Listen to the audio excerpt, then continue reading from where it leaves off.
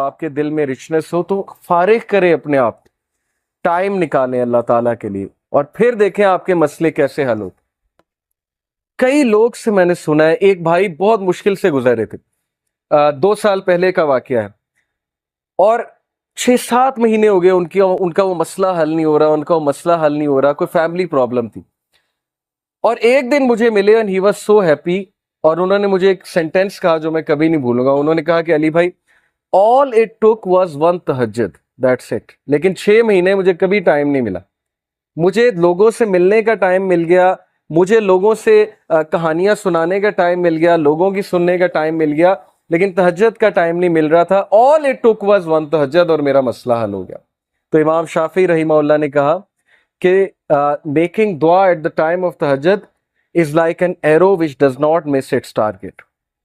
تو باقی یہ کہ اللہ دعا آپ کریں اور نہ ملے یہ ایک الگ بات ہے، ظاہر ہے اللہ تعالیٰ وہی دیں گے جو بہتر ہے، لیکن یہ سینٹینس یاد رکھنے والا ہے کہ all it took was one تہجد۔ تو اپنے آپ کو فارغ کریں، ٹائم نکالیں اللہ تعالیٰ کے لیے، یہ آپ کے ہی لیے بہتر ہے۔ اور پھر یہ حدیث، انس بن مالک reported the messenger of Allah صلی اللہ علیہ وسلم said، Allah Almighty said، حدیث قدسی ہے، O son of Adam, if you call upon me and place your hope in me, I will forgive you without hesitation۔ اگر تم ہوپ میرے سے لگاؤ گے، امید میرے سے لگاؤ گے، تو میں تمہیں معاف کروں گا، without any hesitation میں تمہیں معاف کروں گا۔ O son of Adam, if you have sins piling up to the clouds and then ask for my forgiveness, I will forgive you without hesitation۔ اور اگر تیرے گناہ آسمان تک جا رہے ہیں اور آسمان کی طرح پائل اپ ہو چکے ہیں، کلاؤڈز کی طرح، یعنی اتنے سنز ہو چکے ہیں کہ تم اسراف کر چکے ہو، اور تم مجھ سے معافی مانگو گے، میں تمہیں معاف کروں گا، لیکن سچے دل سے توبہ کرو گے، میرے پاس آؤ گے، میرے سے بات کرو گے، مجھے ریکگنائز کرو گے، تو میں تمہیں معاف کروں گا۔ تو کویسچن یہ ہے کہ کیا ہمارے ہوپس اللہ تعالیٰ سے لگے ہیں یا ہمارے ہوپس کریشن سے لگے ہیں؟ میں یوتھ سے بات کر رہا ہوں، میں حیران ہوں کہ ہم ایک انسان کے لیے راتیں جاگ لیتے ہیں، ہم اس کے لیے اپنے ڈیسیجنز چینج کر لیتے ہیں، کیریئر کے جو ہماری لائن ہے اس کو چینج کر دیتے ہیں ایک انسان کو پانے کے لیے،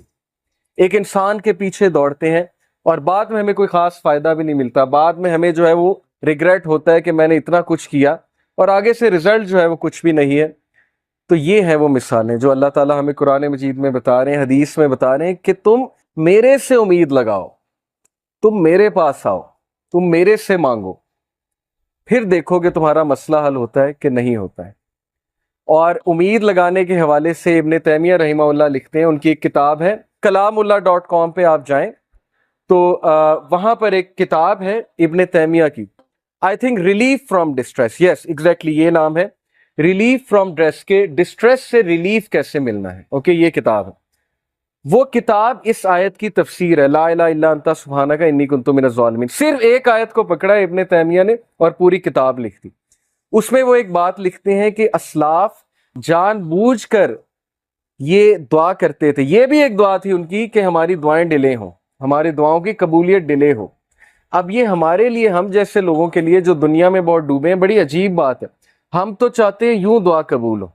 میں اللہ سے مانگوں اور چیز میرے سامنے ہو، چاہے وہ میرے لیے بہتر ہے یا نہیں ہے۔ اسلاف کہتے تھے کہ ہم جان بوجھ کے وش کرتے تھے کہ دعائیں ڈیلے ہوں، کیوں؟ کیونکہ جب بندہ دعا کر رہا ہوتا ہے اس کا تعلق ہی اللہ سے اور ہوتا ہے، تو وہ اس تعلق کو انجوائے کرتے تھے کہ ہم تکلیف میں ہیں، ہم کسی ڈسٹریس میں ہیں، بس ہم دعائیں کیے جائیں، تو یہ تعلق انہیں بہت لطف دیتا تھا۔ یہ ایک بہت ہائی لیول کی بات ہے۔ بتانا میں آپ کو یہ چاہ رہا ہوں کہ دیکھیں مصیبتیں آتی ہیں، مشکلیں آتی ہیں، انسان پر بہت سے فیزز آتے ہیں، اور اس فیز میں اگر اللہ سے آپ کنیکٹ کر جائیں تو یہ آپ کے لیے خیر ہی خیر ہے، اور اس فیز میں اگر اللہ سے دور ہو جائیں تو پھر یہ شر ہے بہت۔